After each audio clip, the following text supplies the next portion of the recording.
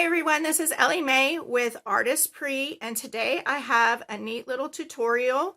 I am going to be demonstrating using the Artesprix Sublimation markers in combination with the Artesprix Sublimation stamp inks, and we are going to create a custom drawstring bag.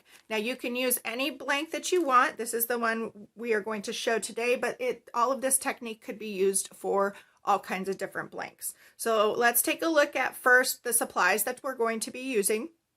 So today, with your Artesprix markers, ordinary copy paper. You do not need any special sublimation paper. It utilizes ordinary copy paper. You're going to need a pencil. We're going to use pencil to draw our template space out so we know where we're going to be designing in. Pencil does not transfer to your sublimation blank. So you want to make sure that you are using pencil and not a marker or a pen. And then we are using the Artesprix Sublimation markers. I have already taken the markers and placed them standing upright. You want them to be upright with the tip facing down for about 15 to 20 minutes before you go to use them, so that ink has a chance to get flowing, especially when they're brand new markers. You're going to use a pair of scissors, a ruler if needed, if you need to measure your space. And then we're going to be using the Artesprix Drawstring Sublimation blank, along with a stamp set that I have chosen out here. And then some heat tape, very protected or very important heat tape, and an Artesprix stamping block. And then we are going to be needing to use this Artesprix protective paper. Very, very important. This is a siliconized paper that is going to protect your surface of your heat source and help with when we do our sublimation sandwich for our blank. This is very important to use because what is sublimation? Sublimation is science. Sublimation is an ink transfer. So all of these products here are sublimation inks that when they are combined with high heat and pressure, they're turning into a gas that transfers onto your sublimation blank. Now, one other thing that you're going to need if you're using the stamps is I recommend the Iron-On Ink Multi-Purpose Artesprix Cleaner. This is going to clean off not only your stamping block, but also your stamp sets that you're using with the sublimation inks. So I hopefully didn't miss anything. I did. One other thing that's very important. Your protective pad. This is here. I'll show it here in a little bit, but this is a protective pad that is heat safe. Again, all these supplies are linked in the description below because I did go through them quite quickly, but I'm going to show you this process of creating this design, and then I'm going to show you a couple other examples. So let's go ahead and get started. Okay, so the first thing we're going to do is I'm just going to open up this blank here so we can get some measurements on this and know what our design area is. Now, I just have a simple piece of legal size copy paper underneath on my workspace because I know I'm going to be inking and I may go outside of my template area. So I just want to protect my surface. If you do get sublimation ink on your workspace, make sure you wipe it off quickly. You do not want it to be heat set into anything. And then what I'm going to do is, this is a letter size sheet of copy paper. The Artesprix Sublimation products utilize copy paper, just ordinary copy paper. And I'm going to take my pencil. Pencil does not transfer. And I'm just going to lightly trace to get an idea of where my full blank is. And you can do this for any of the templates or any of the blanks that you are using. So rough surface doesn't have to be exact. I'm going to set that aside. And then what we're going to do is the first thing I need to do is I'm going to take my stamp set using regular stamps. The only thing you have to keep in mind is if you are doing letters, when you stamp sublimation, it is a reverse image because you are then transferring it to your blank. So if I was to stamp this in regular sublimation ink, it's going to read backwards once it's pressed. So you want to keep that in mind. You just have to take a few extra steps in order to be able to transfer that. We're not going to be doing that today, but I want you to know that. And then I'm going to utilize this big stamp here Again, you can use any stamps with your sublimation ink. And then once I have my stamp off of the product package, I'm just going to take it and I'm going to place it down on my surface, and then I can take my stamping pad and I can center that on there and I can line it up. Now, a couple tricks for when you're using especially these clear acrylic stamps is when you first go to use those, they are kind of, it's a plastic. So from manufacturing, there can be some manufacturing things on it. You can take it just simply and rub it on your skin. The oils from your skin kind of season that stamp, and it's going to help over time for that ink, any kind of ink when you're using this, not just sublimation ink, but even just stamping ink. The other thing you could do is you could put it down on your surface a few times. But I find the fastest trick is to just season it on your skin. That was something I picked up in a stamping company years ago. So I'm just going to reposition this. It didn't position very well, but then I can push it down and make sure my stamp is completely flat. And then what you want to do is I'm going to, complete personal preference here, but what I'm going to do is I'm going to take that and I'm going to flip it over, and I'm actually going to apply my ink on top of the stamp. And I want to make sure that it is completely covered, but I don't want to press down too hard because I don't want ink transferred, as little as possible transferred to the outside edge. And I did, me personally, I had to re-ink my black ink pad before I could film this video because I've used it quite a bit. So it's a great idea to have those re-inkers on hand. And then what I'm going to do, I have this whole drawstring bag template area that I've done. I can go outside of those lines. So this is one of those cases where I can color outside of the lines. So you can then determine where you want it to stamp. And I'm just going to go through and I'm going to stamp a few of them.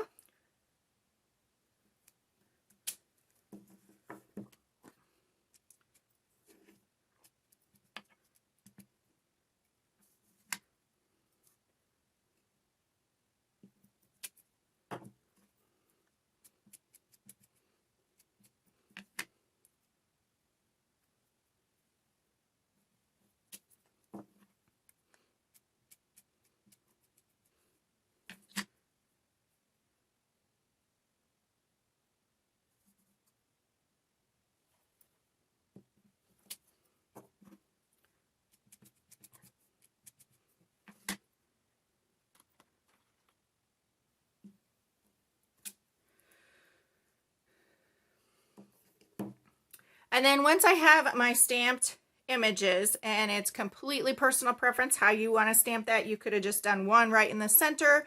You could fill this whole thing. You have drawn your template around your blank. So in this case, it's going to cover the entire thing. It's going to be like a background. But I also have two sides. So I could also just do one stamp on the complete center of this bag for the back side as well. So I want to make sure to cover my sublimation inks when I'm done with that. Not only does it keep it clean on your workspace, but you're not going to transfer it to yourself. And then I have this stamp. What I can do first is I'm going to take a second sheet of copy paper, and there's still some ink here that didn't transfer. So I'm just going to stamp this off before I clean it. So I'm going to go ahead and stamp that off. And then I'm just going to use this Artesprix ink cleaner, spray that on, and use a paper towel to clean that off.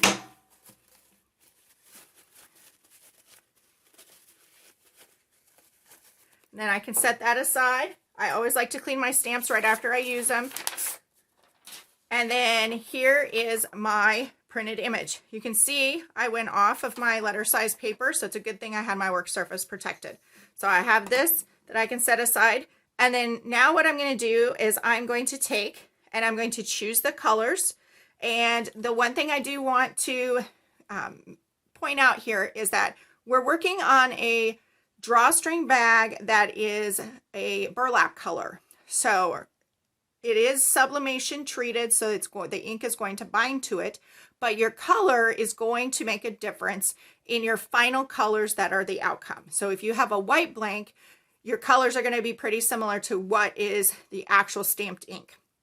With the burlap, it's going to be just a little bit more muted because sublimation ink is transparent. So something to keep in mind. So if you're working on a darker surface, you may want to use a heavier ink. And then I am just going to go through and I'm going to color these flowers. And then once I do that, we're going to come back and I'll show you how to do the sublimation sandwich.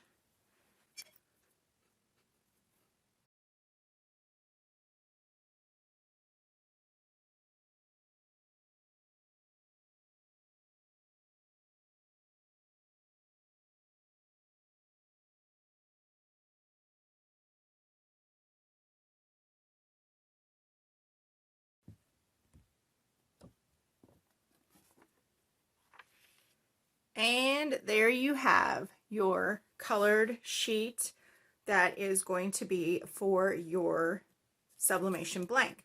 One thing, a couple tips, mix colors, put colors on top of each other, just play with it. If you don't like what you see so far on your page, all it is another simple piece of ordinary copy paper. You're not out a whole lot here. If you decide you don't like it or you want to stamp the images differently, you can go ahead and do that. So what I'm going to do is I'm going to take this, and you want to make sure that your heat source is heated to 400 degrees, and we're going to be pressing this for 45 seconds. So you want to get that going while you are working with this so it can heat up. I'm just going to trim around this. And I do have excess so that my design will go off of my blank. And then what I'm going to do is I'm actually going to take my blank, and when you're working with the drawstrings on a blank, you want to make sure that those are out of your way. Keep those out of your press if you can, but if not, just make sure that they're not underneath your blank. It will affect the pressure that you're getting. So you want to keep those as flat as possible. And then what I'm going to do is I'm just going to lay my blank on top of that in the general area that I drew my template. I'm going to take some heat tape, and you want to use this, and you don't need too much, but you want enough that it's going to keep your blank secure to your paper. And if you don't, if there's too much wiggle room between your paper and your blank, you could end up with ghosting, which will make your image look blurry on your blank. Now, with this blank in particular, you might not even notice it, but especially when you're working with a hard substrate and white, you would notice it more in the ghosting area. But I'm just going to secure this. And then what we're going to do, this next step is the most important part. You want to protect not only your blank and your surface, but also your heat source. So I am going to take this Artesprix protective paper. It's a siliconized paper, so that ink doesn't stick to, your blank isn't going to stick, nothing's going to stick because it's siliconized. And then what I want to do is I'm going to lay this down, and if my blank is small enough, I like to do a sublimation sandwich. If your blank is large, you could cut one piece and then layer another piece on top. In this case, what I'm going to do, you want your sublimation sandwich. You have your bottom layer. I'm going to put my blank down, and I want to make sure that my drawstrings are outside of the area. They're not underneath my blank. You want your paper on top. This is what's going to come in contact with your heat source. So you want the protective paper on the bottom as your sandwich, then your blank, then your sublimation paper. And then what I'm going to do is I'm just going to fold this over and fold this down. And this is what's creating our sandwich. And then I'm just going to roll this out. And again, very important, you want to protect your surface because it is an ink transfer. If that ink transfers to your heat source it's going to be a little bit more difficult to get off, and it could transfer to any future objects that you press. So the more that you can, if excess is better when you're using the siliconized protective paper. It is well worth it to use that and to protect your surface. So then next, we are going to take it to our heat press, and we are going to press this for 45 seconds. So let's pop on over there. You want to make sure that your sublimation sandwich is correct, and I'll show you that as we get over to the press. Now, I just had my heat press off to the side, outside of the camera view, so I just had to change the camera angle. But what we're going to do is we're going to take our sublimation sandwich. So you want to make sure that your sublimation sandwich is still in the proper order. So you have your siliconized paper on the bottom, you have your blank, you have your paper on the top with your sublimation print face down on top of your blank, and then you have your protective top layer here with the siliconized paper. Now, typically when you're working with a product that has seams or drawstrings, you want to keep those off your press. However, in this case, I've not had any issues with the drawstrings interfering. You just want to make sure that they are not underneath your blank. So I'm going to go ahead, and you want to press this for 45 seconds at 400 degrees. My press was at 400 degrees. It just dropped a little bit. It should be just fine. So I'm just going to go ahead. I'm going to press that 45 seconds. And then while that is getting ready, I'm going to set up my protective surface for the heat safe protective mat.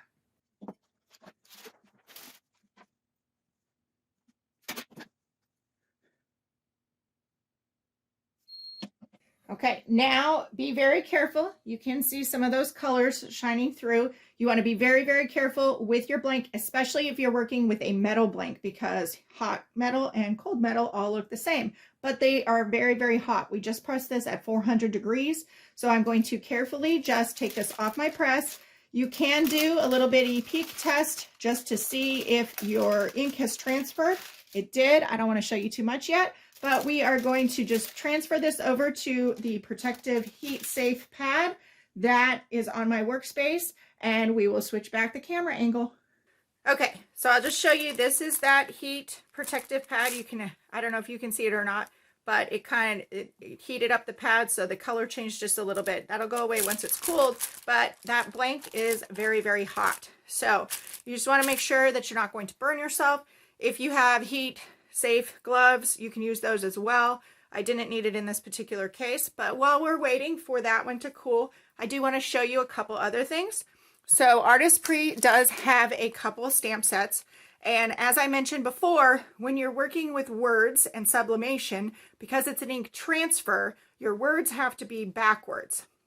So if you were to stamp a regular stamp that has lettering, it is going to read backwards once it's transferred. So they have a couple stamp sets that I did utilize. So I stamped these in black ink, and then I pressed those. So this one here is actually my favorite that I did.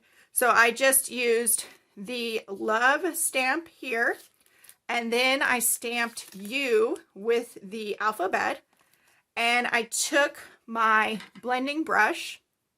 When you use the blending brushes, make sure that you have dedicated ones for sublimation, because you don't want to mix the inks with regular stamp inks. And then I took the blending brush and I just drew a heart, and I just kept going over it. And I really like the dimension that came out of that, and the different ink blending and different things. So it's really just something that you can play with. And then here is a second bag. Now you could use these drawstring bags for a little goodie bag for a friend. So I just took the hello and the friend, and I stamped those on my copy paper, and I took my blending brushes and I blended in a couple different colors, and I just pressed it. So neat to see those turn out, and I'll have a few more photos at the end. But this is cool now, so let's take a look.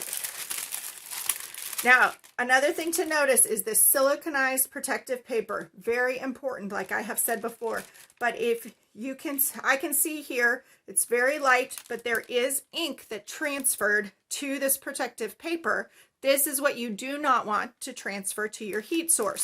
So this is why we used a large piece of this protective paper, because I don't want to deal with sublimation ink on my heat press platen.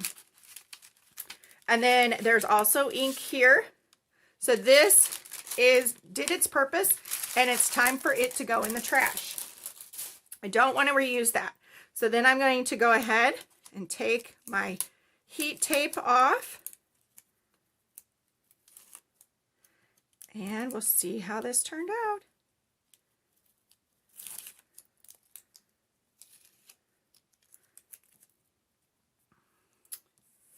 Look at that. Oh, those colors turned out awesome. That is awesome. That's so great. I love when projects turn out. I hope you guys do happy dances too when your projects turn out.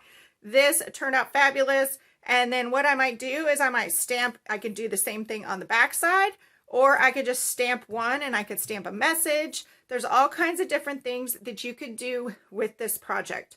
So have fun with it. Color outside the lines, and make sure you like and subscribe. Click that bell for notifications. Make sure to follow Artesprix on all of the social media. They are on Facebook, they are on Instagram, and we have a lot of tutorials and new things coming to you, so make sure that you're following.